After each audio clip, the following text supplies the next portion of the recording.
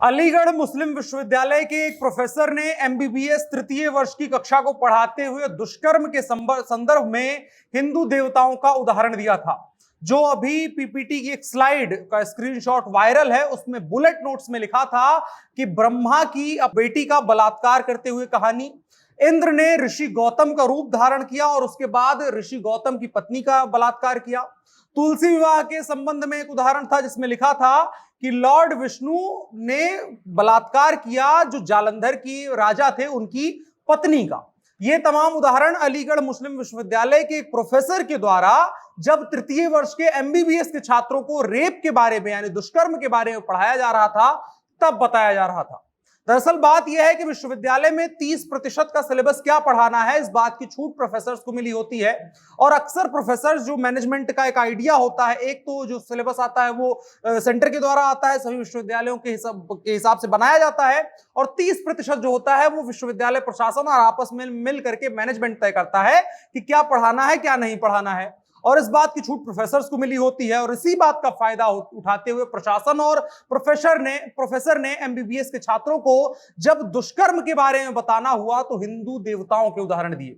संयोग से उसका स्क्रीनशॉट इंटरनेट पर आ गया, उसके बाद उस पर विवाद मच गया, जिसके बाद प्रोफेसर ने पहले तो एएमयू प्रशासन से माफी मांगी, लेकिन उसके बाद में उसे निलंबित कर दिया।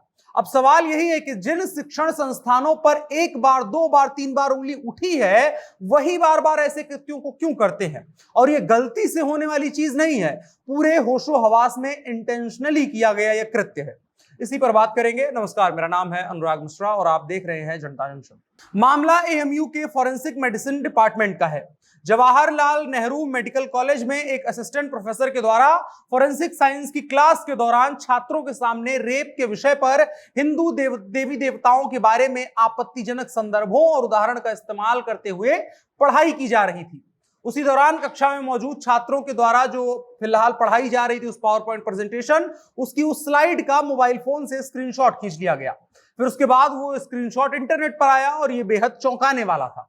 अलीगढ़ मुस्लिम विश्वविद्यालय के ऊपर पहले भी हिंदू भावनाओं को अपमानित करने और उकसाने के आरोप लग चुके हैं और एक बार फिर से इंटेंशनली ऐसी घटना को अंजाम अलीगढ़ मुस्लिम विश्वविद्यालय में ही दिया गया है। सवाल है कि आखिर हिंदू देवी देवताओं के बारे में ऐसे संदर्भों और उदाहरणों को ही क्यों चुना गया? जवाब एक तरह से पता भी है, एक तरीके से पता भी नहीं है। खैर, इसके बाद इंटरनेट पर इसको लेकर के मुहिम चली। जिस छात्र ने स्क्रीनशॉट डाला उसे समर्थन मिला और लोगों ने इसे आपत्तिजनक माना। फिर इस बात की भनक एएमयू प्रशासन को लगी। इस ट्वीट को देख करके अलीगढ़ मुस्लिम विश्वविद्यालय के अंदर अफरा तफरी मची और खलबली मच गई, जिसके बाद आनंद फानन में अलीगढ़ मुस्लिम यूनिवर्सिटी एडमिनिस्ट्रेशन ने छात्रों को आपत्तिजनक जो कंटेंट पढ़ाने वाले असिस्टेंट प्रोफेसर डॉक्टर जितेंद्र के खिलाफ शो कॉज नोटिस जारी करते हुए 24 घंटे के भीतर जवाब तलब करने के सख्त निर्देश दिए गए। इसके बाद उनके खिलाफ 2 सदस्यीय जांच टीम भी गठित की गई और उसे बैठा दिया गया। इसके बाद डॉक्टर जितेंद्र ने अपने कृत्य के लिए कुलपति से माफी मांगी, लेकिन उनको निलंबित कर दिया। वहीं इस मामले में एएमयू के पूर्व छात्र और भाजपा नेता डॉक्टर निशित शर्मा की तहरीर पर थाना सिविल लाइन में धारा 295A, 153A, 298 और 505 आईपीसी यानी भारतीय दंड विधान के तहत डॉक्टर जितेंद्र कुमार के खिलाफ मुकदमा दर्ज किया गया। सवाल वही है कि मेडिकल के छात्रों को रेप जैसे संवेदनशील मुद्दे को पढ़ाते हुए क्या इस तरह के उदाहरण निर्मित करने की जरूरत थी? और ऐसे उदाहरणों को पढ़ने के बाद छात्र रेप जैसे संवेदनशील मुद्दे को अगर एजेंडा के जरिए समझेंगे, बेसिर पैर के उदाहरणों के जरिए समझेंगे, तो जब वो समाज में एक डॉक्टर की हैसियत से जाएगा तो उसकी नजर में किसी घटना के प्रति किस तरह की संवेदनशीलता या किस स्केल की समझ विकसित होगी, किसी भी पीड़ित के लिए उसका अंदाजा बेहद आसानी से लगाया जा सकता है। और यह प्रशासन का सबसे बड़ा फेलियर है कि जानबूझ करके इंटेंशनली एक झूठी बेसिर पैर का उदाहरण तैयार किया गया और उसके बाद उसे छात्रों को पढ़ाया जा रहा है ताकि वो दुष्कर्म को बेहतर ढंग से समझ सके। अब वो दुष्कर्म समझाना चाहते थे या कुछ और समझाना चाहते थे, इस बात की जांच जो 2 सदस्यीय कमेटी बनी है, उम्मीद है कि वो अच्छी जांच करेगी और इस बात को साफ करेगी कि प्रोफेसर ने ऐसा क्यों पढ़ाया और किन लोगों की संलिप्तता है इस मामले में।